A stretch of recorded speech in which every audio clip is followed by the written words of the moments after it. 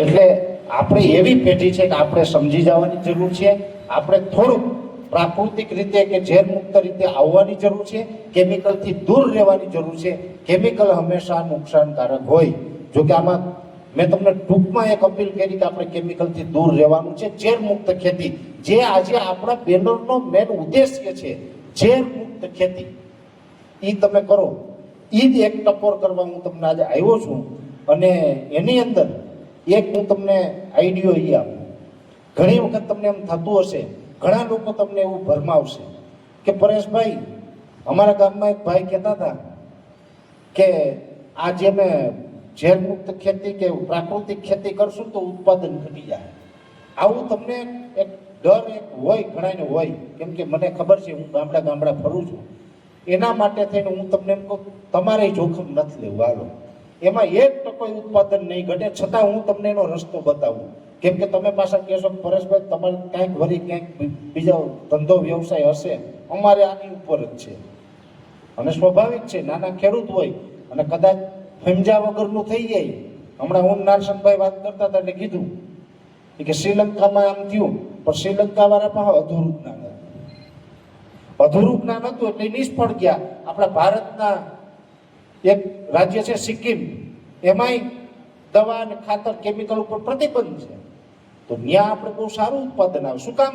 તો કે સિક્કિમના ખેડૂતોએ જે કર્યું ને એ પ્રોપર કર્યું, સમજીને કર્યું, જાણીને કર્યું. અધૂરા જ્ઞાનથી નથી કર્યું, પૂરા જ્ઞાનથી કર્યું. શ્રીલંકાના ખેડૂત પાસે અધૂરું જ્ઞાન હતું એટલે એ નિષ્ફળ ગયા. એટલે તમારે ધીમે ધીમે જ્ઞાનનો પણ વધારો થાય અને તમારે નુકસાની ન જાય ને એટલા માટે શું કરવાનું?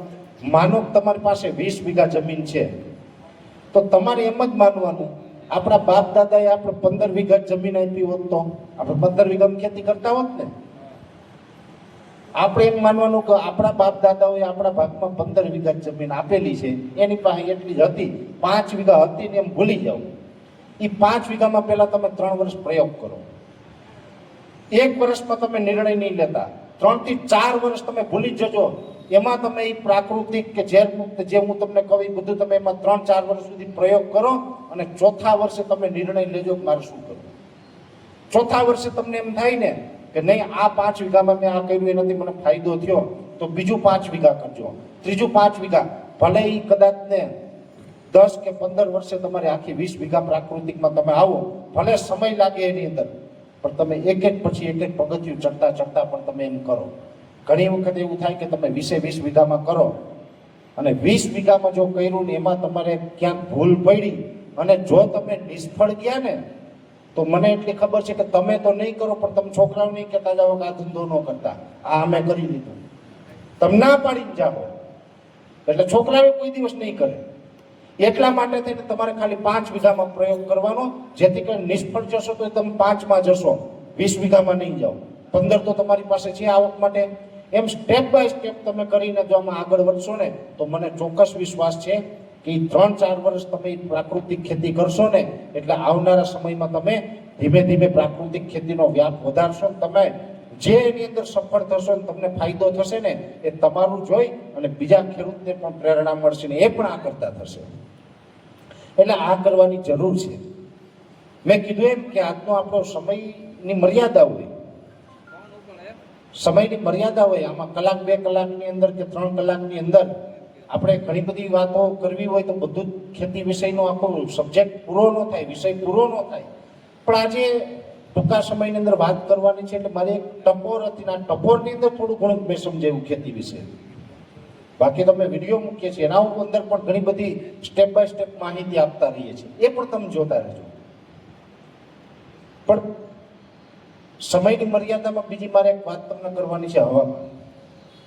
કેમ કે સ્વાભાવિક છે, મને જેમાં ખબર પડે હું તમને માહિતી આપવાનું, મારો વિષય હશે હું તમને માહિતી આપવાનું. જે આપણો વિષય નો હોય માહિતી આપવા જાય તો એમાં બેયનું બગડે.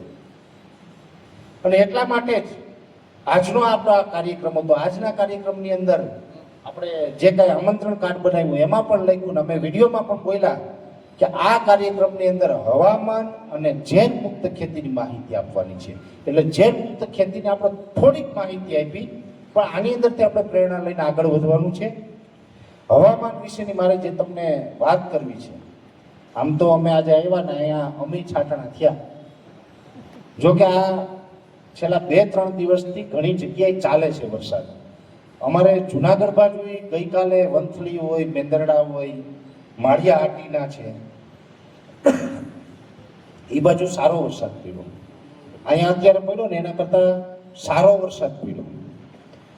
એવી જ રીતે 3-4 દિવસથી અલગ અલગ વિસ્તારમાં દ્વારકા બાજુ ગઈકાલે વરસાદ પડ્યાના સમાચાર. દક્ષિણ ગુજરાતમાં 2-3 દિવસથી છૂટાછવાયા અલગ અલગ વરસાદ પડે છે.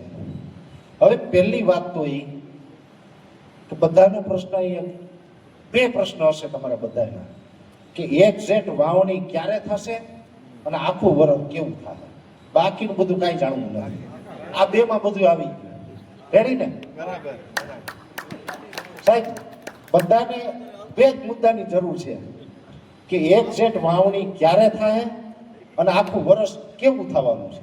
પણ આ 2 ખબર પડી જાય ને એટલે કોઈને કાંઈ જરૂર પડશે નથી પડવાની.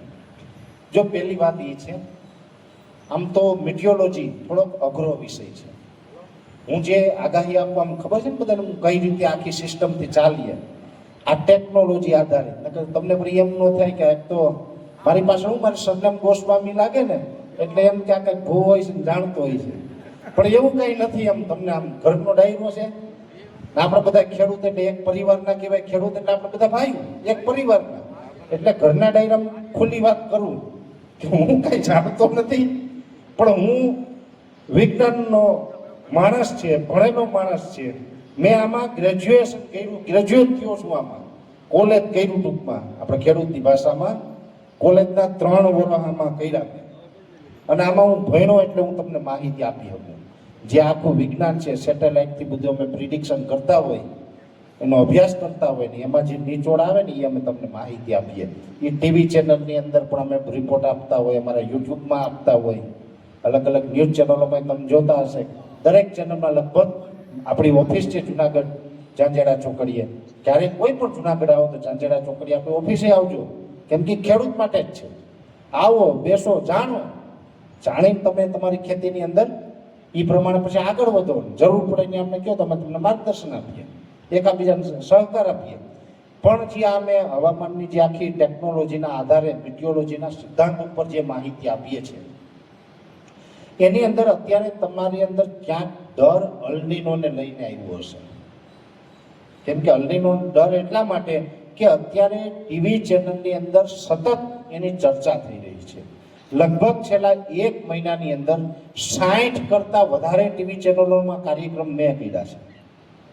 અલ્નીનો શું છે સમજાવવા માટે વધારે કાર્યક્રમ મેં એટલા માટે કર્યા. મેં કીધું ઘણા લોકો ક્યાંક ગુમરાહ કરે કે ગેરમાર્ગે દોરે, પણ હું જેટલું બને એટલું સાચું માર્ગદર્શન આ કાર્યક્રમો કરીને ખેડૂત સુધી પહોંચાડવાનો પ્રયત્ન કરું. પહેલી વાત તો એ કે અલ્નીનો એટલે શું. આપણે જે અરબ સાગર છે, આપણું ગુજરાત રાજ્ય અરબ સાગરને કાંઠે છે. પછી આપણા પૂર્વમાં બંગાળની ખાડી છે. પછી શ્રીલંકાથી નીચેનો જે સમુદ્ર છે ને હિન્દ મહાસાગર આપણે કહીએ. એમ આપણે પૂર્વમાં બહુ આગળ જઈએ, ઓસ્ટ્રેલિયા છે, પેરુ છે, ચીલી છે, આ બધા દેશ આવે. સિંગાપુરથી ઉપર એ જે આખો પ્રશાંત મહાસાગર છે, જેને પેસિફિક ઓશન પણ કહેવાય ઇંગ્લિશમાં, આપણે ગુજરાતીમાં પ્રશાંત મહાસાગર. આ હિન્દ મહાસાગર છે તો એને ઇંગ્લિશમાં ઇન્ડિયન ઓશન કહેવાય. એમ એ પ્રશાંત મહાસાગર છે, એનું તાપમાન નોર્મલ કરતાં વધે. એ તાપમાન દરિયાનું વધે એટલે દરિયાનું પાણી ગરમ થાય અને હીટ પકડે. એ નોર્મલ કરતાં ટેમ્પરેચર ઊંચું જાય ને એને જ અલ્નીનો કહેવાય. અલ્નીનો એટલે બીજું કાંઈ નહીં. જો એ નોર્મલ હોય, નથી ઊંચું કે નથી નીચું, તો એને ન્યુટ્રલ અલ્નીનો કહેવાય. કે અત્યારે ન્યુટ્રલ અલ્નીનો કન્ડિશન છે. તાપમાન વધી જાય એટલે અલ્નીનો. જો એ તાપમાન નોર્મલ કરતાં ઘટી જાય તો લાનીના કહેવાય. લાનીના હોય તો આપણે જે દક્ષિણ એશિયા ખંડ છે એટલે આમાં જે અલ્નીનો સક્રિય થયો એટલે એવું નથી કે આપણે અહીં કઈ ગુજરાતમાં આ બધી કાંઈ છે. એ તો ભારત હોય, પાકિસ્તાન હોય, બાંગ્લાદેશ હોય, મ્યાનમાર હોય, ભૂતાન હોય, થાઈલેન્ડ હોય, અરે આમ આફ્રિકાનું કેન્યા છે, તાંજાનિયા છે, આ બધા દેશો છે ને આગળના, એ બધાને અસર કરતા છે. કેમ કે પ્રશાંત મહાસાગરના જે મોસમી પવનો કહેવાય એ મોસમી પવનો ત્યાંથી પ્રશાંત મહાસાગર થઈ હિન્દ મહાસાગર અને જે આપણે મડાગાસ્કર ટાપુ છે આફ્રિકાનો ત્યાં સુધી જાય. તમે સેટેલાઇટથી જોવો ને, ક્યારેક આવજો મારી ઓફિસમાં, હું તમને પ્રેક્ટિકલ બતાવી, ભલે તમારો વિષય નથી, બતાવી કે અમે કઈ રીતે જોતા હોય.